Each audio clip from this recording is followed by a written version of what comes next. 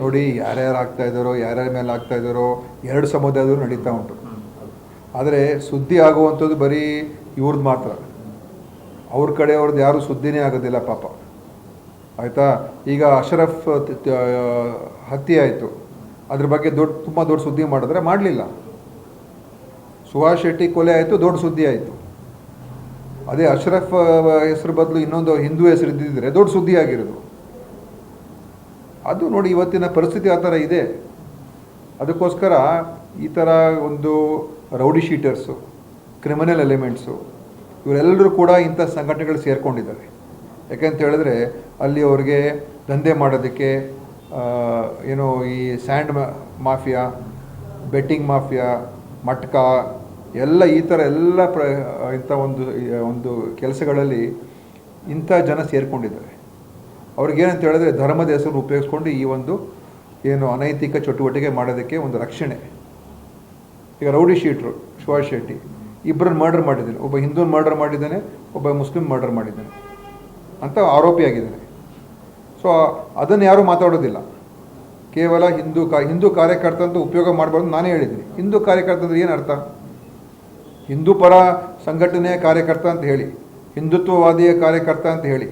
ಅದು ಹಿಂದೂ ಅಂತ ಹೇಳುವಂಥ ಅದೊಂದು ಸಂಸ್ಥೆ ಅಲ್ಲ, ಸಂಘಟನೆ ಅಲ್ಲ. ಹಿಂದೂ ಅಂದರೆ ಒಂದು ಧರ್ಮ. ನಾವೆಲ್ಲರೂ ಹಿಂದೂಗಳೇ. ಅವರೇ ನನ್ನ ಕಾರ್ಯಕರ್ತನವರು ಇಲ್ಲ ತಾನೇ? ಸೊ ನೀವುಗಳು ಕೂಡ ತಿಳ್ಕೊಂಡು ಯಾವ ರೀತಿ ಅವ್ರ ಬಗ್ಗೆ ನೀವು ಹೇಳ್ತೀರಾ, ಹಿಂದೂ ಕಾರ್ಯಕರ್ತ ಅಂತ ಏನು? ಅದೇ ಒಂದು ದೊಡ್ಡ ಒಂದಿದು.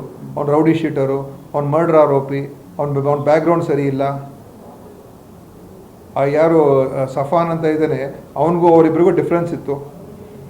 ಅದು ಈ ಮರ್ಡರ್ಗೆ ಅದು ಕೂಡ ಕಾರಣ ಆಗಿರ್ಬೋದು. ಸೊ ಇವೆಲ್ಲ ಇದೆ.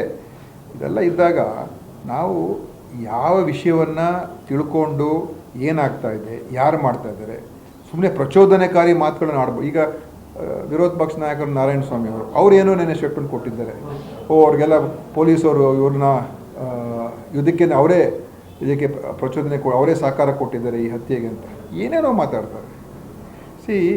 ಎಲ್ಲಿ ಏನು ಮಾತಾಡಬೇಕು ತಿಳ್ಕೊಂಡು ಮಾತಾಡಬೇಕು. ಪ್ರತಿಯೊಂದನ್ನು ಕೂಡ ನಿಮ್ಮ ರಾಜಕೀಯದ ಲಾಭಕ್ಕೋಸ್ಕರ ಉಪಯೋಗಿಸೋಕೆ ಹೋದರೆ ಆಮೇಲೆ ಕೊನೆಯಲ್ಲಿ ಯಾರು ಸಫರ್ ಆಗೋರು ಯಾರೋ ಸಾಯ್ತಾ ಇದ್ದಾರೆ. ಇವರ ರಾಜಕಾರಣ ಬೇಳೆ ಬೇಯಿಸ್ಕೊಳ್ಳೋದಕ್ಕೋಸ್ಕರ, ಇವ್ರ ಪೊಲಿಟಿಕಲ್ ಪವರ್ಗೋಸ್ಕರ ಯಾರನ್ನು ಬೇಕಾದ್ರೆ ತ್ಯಾಗ ಮಾಡೋಕ್ಕೆ ರೆಡಿ ಆಗಿಬಿಟ್ಟಿದ್ದಾರೆ ಇವರೆಲ್ಲ. ಇದು ಸಾರ್ವಜನಿಕರು ಅರ್ಥ ಮಾಡ್ಕೊಳ್ಬೇಕು. ಮತ್ತು ನಮ್ಮ ಈಗಾಗಲೇ ಆ್ಯಂಟಿ ಕಮ್ಯುನಲ್ ಫೋರ್ಸನ್ನು ಮಾಡಬೇಕು ಅಂತ ಇದ್ದೀವಿ. ಯಾಕಂದರೆ ನಮ್ಮ ದಕ್ಷಿಣ ಕನ್ನಡ ಜಿಲ್ಲೆಯಲ್ಲಿ ಇದೇ ದೊಡ್ಡ ಸುದ್ದಿ ಆಗ್ಬಿಟ್ರೆ ನಾಳೆ ಯಾರು ಬರ್ತಾರೆ ಅಲ್ಲಿಗೆ? ಇನ್ವೆಸ್ಟ್ಮೆಂಟ್ ಬರೋದಿಲ್ಲ, ಪ್ರವಾಸೋದ್ಯಮ ಬೆಳೆಯೋದಿಲ್ಲ. ಇದೇ ಇಂಥ ವಿಷಯಕ್ಕೇ ಇವತ್ತು ಅದು ರಾಷ್ಟ್ರೀಯದಂತ ಹೆಸರು ಪಡ್ಕೊಂಡಿದೆ. ಅದು ಹೋಗಬೇಕು. ಅದೆಲ್ಲ ಹೋಗಬೇಕಾದ್ರೆ ನಾವೆಲ್ಲರೂ ಸೇರಿ ಕೆಲಸ ಮಾಡಬೇಕು.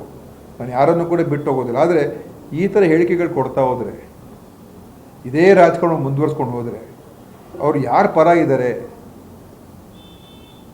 ಈ ಹರೀಶ್ ಪೂಂಜಾ ಅಂತವ್ರು ಇದೇ ಥರ ಹೇಳಿಕೆಗಳು ಕೊಡ್ತಾ ಹೋದರೆ ಯಾರು ಏನು ಉದ್ದೇಶ ಏನು ಅವ್ರದ್ದು?